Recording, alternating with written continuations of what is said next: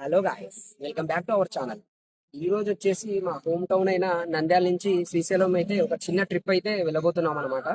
ఈ ట్రిప్ లో ఎన్నో అద్భుతమైన ప్రదేశాలు, నల్లమల్ల అందాలు, ఇలా చాలా మనకు తెలియని విశేషాలను ఎన్నో కవర్ చేయడానికి ట్రై చేస్తాను. సో ఈ ట్రిప్ లో మన ఫస్ట్ స్టాప్ వచ్చేసి వెలుగోడు రిజర్వాయర్ అండి. సో ఆ వెలుగోడు రిజర్వాయర్ ఎలా ఉంటుంది, అక్కడ విశేషాలు ఏమిటి అనేది మనం వెళ్తా మాట్లాడుకుందాము. సో నెక్స్ట్ స్టాప్ వచ్చేసి వెలుగోడు రిజర్వాయర్.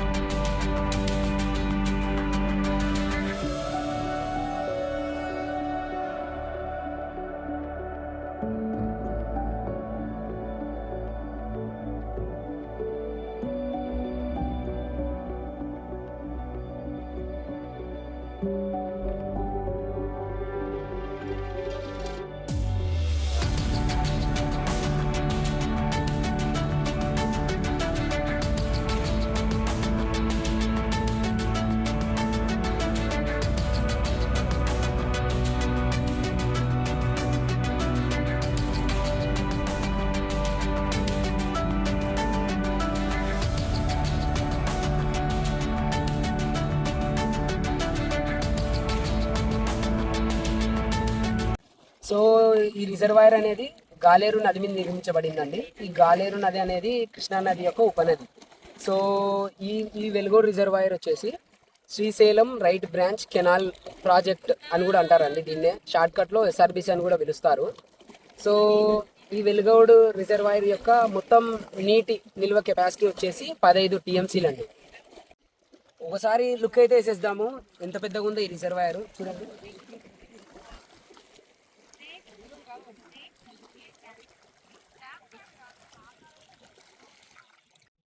ఈ వెలుగోడు రిజర్వాయర్ అనేది మన తెలుగంగ ప్రాజెక్ట్ కిందికి వస్తుందండి.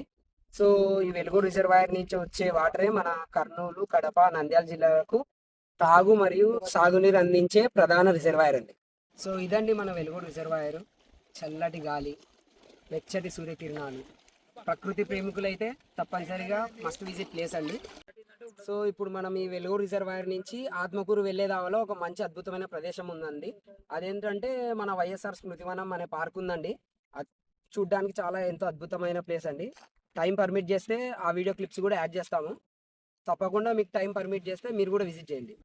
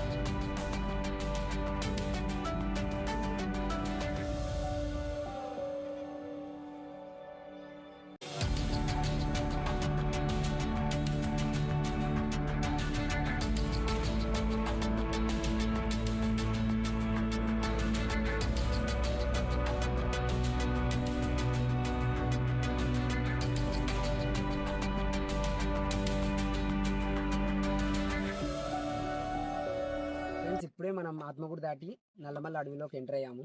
అసలైన నేచర్ జర్నీ ఇక్కడే మొదలవుతుంది. ఇప్పుడు మనం ఈ నల్లమల్ల అడవుల గురించి కొంచెం తెలుసుకోవాలనుకుంటే, ఈ నల్లమల్ల అడవులు వచ్చేసి మన దక్షిణ భారతదేశంలోనే అతిపెద్ద అడవులలో ఇది ఒకటి. ఇది శ్రీశైలం టైగర్ రిజర్వ్ కిందకి కూడా వస్తుంది. సో ఈ అడవిలోని ప్రకృతిని, అందాలను ఆస్వాదిస్తూ మన ప్రయాణాన్ని ముందుకు సాగిద్దాం.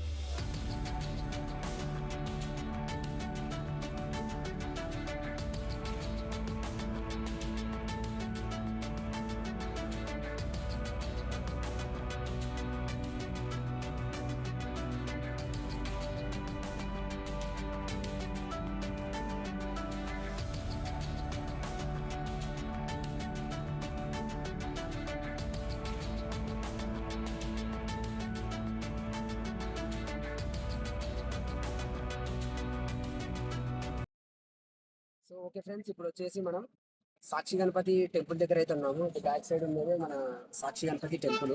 సో ఈ టెంపుల్ గురించి ఒక కథ ఉందండి. దాన్ని ఒక షార్ట్ ఫామ్ లో చెప్పేస్తాను, వినేసేయండి. ఏంటంటే పూర్వం పరమశివుడు తన భక్తులు ఎవరైతే శ్రీశైల జ్యోతిర్లింగాన్ని దర్శించుకుంటారో వారికి కైలాస దర్శనం ప్రాప్తించేటట్లు ఒక వరం ఇచ్చాడండి.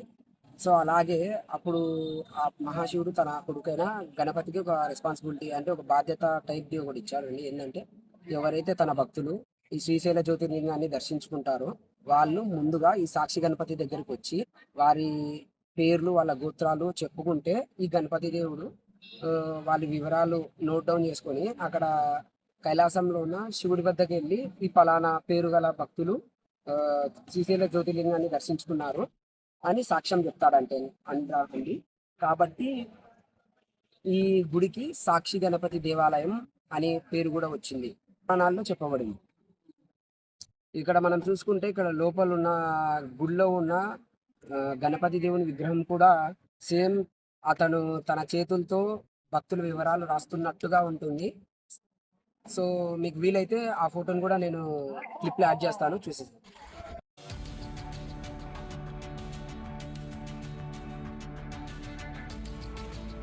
ఇప్పుడైతే మనం పాలాధార పంచదారకి అయితే వెళ్ళబోతున్నాం. ఇది శ్రీశైలంలో ఎంతో అద్భుతమైన ప్రదేశం, ప్రతి ఒక్కరు తప్పక చూడాల్సిన ప్రదేశం. వెళ్ళాం పడండి.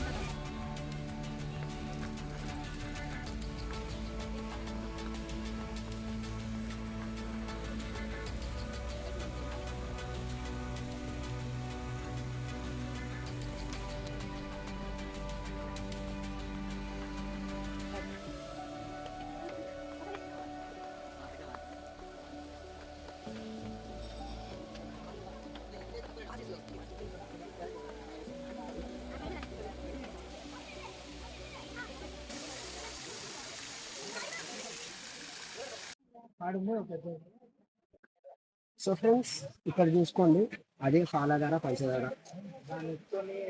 ఈ ఫాలధార పంచదార గురించి ఒక షార్ట్ స్టోరీ చెప్తాను, వినేసేయండి. శివుడి యొక్క ఫాలభాగం నుంచి వచ్చిన దారని ఫాలధార అని కూడా అంటారు. అలాగే శివుడి యొక్క పంచముఖాలలోంచి వచ్చిన దారని పంచముఖ దార అని అంటారు. సో ఈ పాలధార పంచదార కలిసి ప్రవహిస్తున్న ప్రదేశము ఇదండి. ఇది చాలా పవిత్రమైనది. జగద్గురువులు ఆదిశంకరాచార్యులు ఈ ప్రదేశంలోనేనండి ఎంతో పవిత్రమైన శివానంద లహరి గ్రంథాన్ని రచించింది ఇక్కడేనండి. మన ఈ పాలధార పంచదార పక్కనే మరొక అద్భుతమైన జలపాతం కూడా ఉంది, చూసేద్దాం పదండి.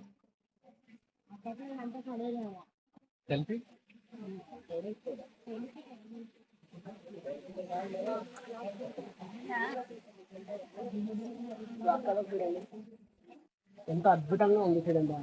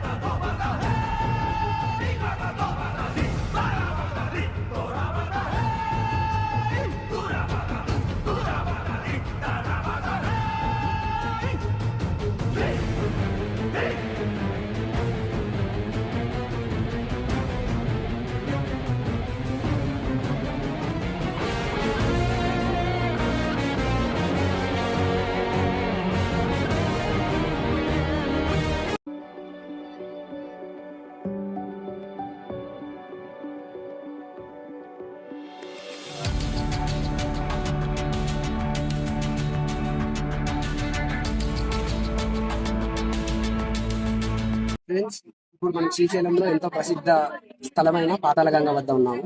పాతాళగంగ అంటే మరేదో కాదండి, కృష్ణా నదినే ఇక్కడ శ్రీశైలంలో పాతాళగంగ అని పిలుస్తారు. ఈ స్థలానికి ఒక చాలా పవిత్రమైన స్టోరీ ఉందండి. ఏంటంటే ఇక్కడ పార్వతీదేవి శివుడి కొరకు తపస్సు చేసింది, అందుచేత ఈ స్థలం ఎంతో పవిత్రమైనదిగా పురాణాల్లో చెప్తున్నారు. సో భక్తాదులు ముందుగా శ్రీశైలంలో మల్లికార్జున స్వామిని దర్శించుకోవడం కంటే మొదట ఇక్కడ పాతాళగంగలో స్నానం ఆచరించి ఆ తర్వాత ఆయన దగ్గరికి వెళ్తారు. సో మనం కూడా ఇక్కడ స్నానం ఆచరించి అక్కడికి వెళ్దాం పదండి. సో ఇంకో విషయం చెప్పడం మర్చిపోయాను, ఏంటంటే ఇక్కడ రావడానికి 2 వేస్ ఉన్నాయండి. ఒకటి వచ్చేసి మెట్ల మార్గము, ఇంకొకటి వచ్చేసి రోప్ వే. మెట్లు వచ్చేసి నియర్లీ ఒక 500 మెట్లు మనం దిగాల్సి ఉంటుంది పైనుంచి పాతాళగంగ చేరుకోవడానికి. ఎవరైతే నచ్చలేరు అనుకుంటారో వాళ్ళకి రూపే ఫెసిలిటీ కూడా ఉంది, అక్కడనే స్టార్టింగ్ పైనే. సో రెండింటి వేస్ నుంచి మీకు ఏది కంఫర్ట్ ఉంటే దాని ద్వారా రావచ్చు.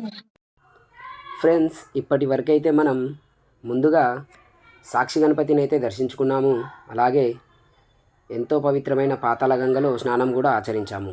ఇక మన ప్రధాన గమ్యమైన శ్రీ భ్రమరాంబ సమేత మల్లికార్జున స్వామి వారి దర్శనం ఒక్కటే మిగిలిందండి. ముందుగా ఈ ఆలయం గురించి కొంచెం తెలుసుకుందామండి. శ్రీశైల ఆలయ చరిత్ర అనేది ఎంతో పురాతనమైనది. ఈ శ్రీశైల ఆలయం గురించి చెప్పుకోవాలంటే ఇది 12 జ్యోతిర్లింగాలలో ఒకటైన శ్రీ మల్లికార్జున జ్యోతిర్లింగం, అలాగే 18 శక్తిపీఠాలలో ఒకటైన శ్రీ భ్రమరాంబాదేవి శక్తిపీఠం కూడా అండి. ఇది కేవలం ఒక ఆలయం కాదు, శివశక్తుల నివాస స్థలం అనే చెప్తారు. ఒకప్పుడు శివపార్వతుల కుమారుడైన కార్తికేయుడు తన సోదరుడైన వినాయకునికి ముందుగా వివాహం చేశారన్న కోపంతో అతను అలిగి ఇక్కడ నల్లమల్ల పర్వతాలకు వచ్చి నివసించాడట. అప్పుడు తల్లి పార్వతీదేవి, తండ్రి పరమశివుడు ఆయనను నచ్చజెప్పడానికి ఈ ప్రాంతానికి వచ్చారంట. తమ కుమారుడి కోపం తగ్గిన తరువాత ఈ పర్వతం మీదే ఉండిపోయారని పురాణాల్లో చెబుతున్నారు. ఆ ప్రదేశమే తరువాత కాలంలో శ్రీ మల్లికార్జున స్వామి, శ్రీ భ్రమరాంబాదేవి ఆలయాలుగా మారాయి.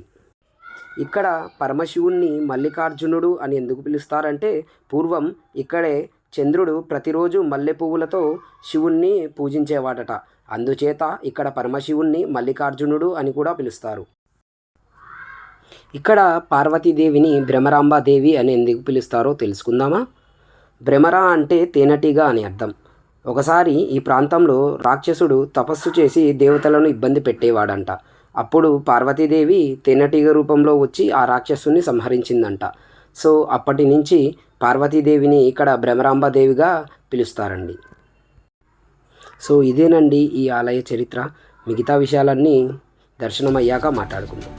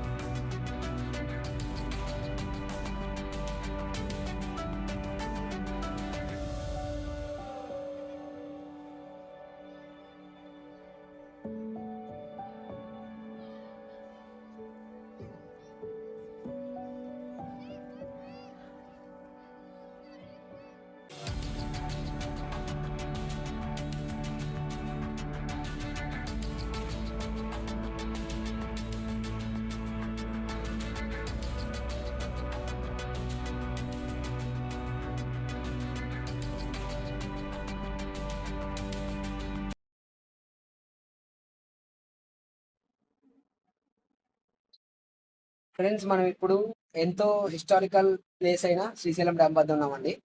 సో ఈ శ్రీశైలం డ్యామ్ వచ్చేసి 1963లో స్టార్ట్ చేశారు కన్స్ట్రక్షన్. 1984లో ఇది కంప్లీట్ అయిపోయింది. టోటల్ దీని వాటర్ స్టోరేజ్ కెపాసిటీ వచ్చేసి 261 టీఎంసీస్ అండి. టోటల్ ఈ డ్యామ్ లెంత్ వచ్చేసి 512 మీటర్స్ ఉంటుంది. సో ఇక్కడ మనకు టోటల్ గా 12 గేట్లు ఉన్నాయండి ఇటు ముందర. సో డ్యామ్ గేట్లు ఇవ్వండి, ఇట్లాంటివి 12 ఉంటాయండి టోటల్ గా మన శ్రీశైలం డ్యామ్ మొత్తం మీద. సో ఇండియాలోని ఇది second highest power generating dam అండి. ఇక్కడ చూసుకుంటే మనకు అట్లా రైట్ సైడ్ లో కనపడేది మనది ఏపీ యొక్క పవర్ హౌస్ అండి. అక్కడ టోటల్ గా 771 మెగావాట్స్ ఎలక్ట్రిసిటీ అనేది ప్రొడ్యూస్ అవుతుందండి. ఇట్లా లెఫ్ట్ సైడ్ లో చూసుకుంటే అక్కడ కనపడేది మన తెలంగాణ యొక్క పవర్ హౌస్ అండి. పవర్ జనరేషన్ అక్కడే జరుగుతుంది. దాని యొక్క టోటల్ కెపాసిటీ వచ్చేసి 900 మెగావాట్స్ అండి. టోటల్ మన ఇండియాలోనే second highest electricity generating dam అండి ఇది.